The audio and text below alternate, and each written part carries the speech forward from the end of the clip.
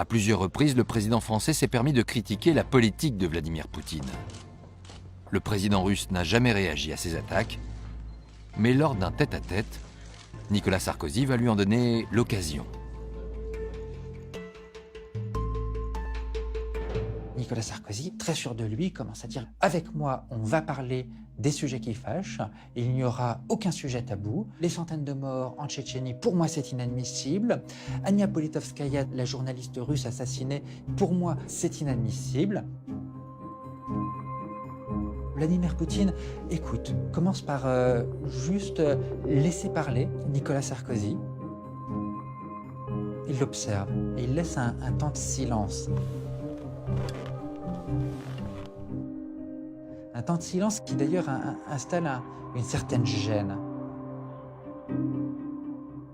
Et puis il prend un air un peu narquois et lui demande « C'est bon, t'as fini là ?»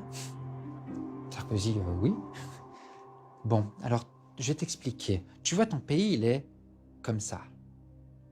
Mon pays, il est comme ça. Alors maintenant, de deux choses l'une. Ou bien tu continues sur ce ton et je t'écrase, ou alors tu arrêtes de parler comme ça et tu verras, tu viens juste de devenir président de la France, mais je peux faire de toi le roi d'Europe.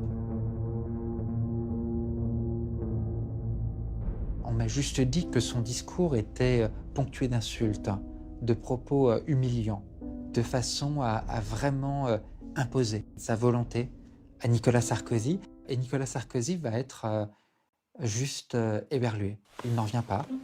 Et Nicolas Sarkozy va avoir du mal à s'en remettre. Il est encore sous le choc de cette conversation lorsqu'il se présente à sa conférence de presse. Mesdames et messieurs, qu'est-ce que vous préférez, que je réponde aux questions? Alors, y a-t-il des questions?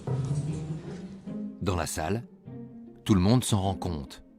Et les journalistes s'amusent à penser que la rencontre avec Vladimir Poutine a été un peu trop arrosée de vodka. Les commentateurs de l'époque avaient oublié que Vladimir Poutine, lui, ne boit pas ou pratiquement pas, et Nicolas Sarkozy non plus d'ailleurs. On a eu cette interprétation sur la soi-disant ivresse de Nicolas Sarkozy, alors qu'il était en fait simplement KO debout du fait de l'humiliation que venait de lui infliger Vladimir Poutine. Nous avons évoqué tous les sujets, la Tchétchénie, la journaliste, les droits de l'homme, les droits des homosexuels. Nous l'avons fait calmement, sereinement, mais je l'ai fait sans aucune agressivité.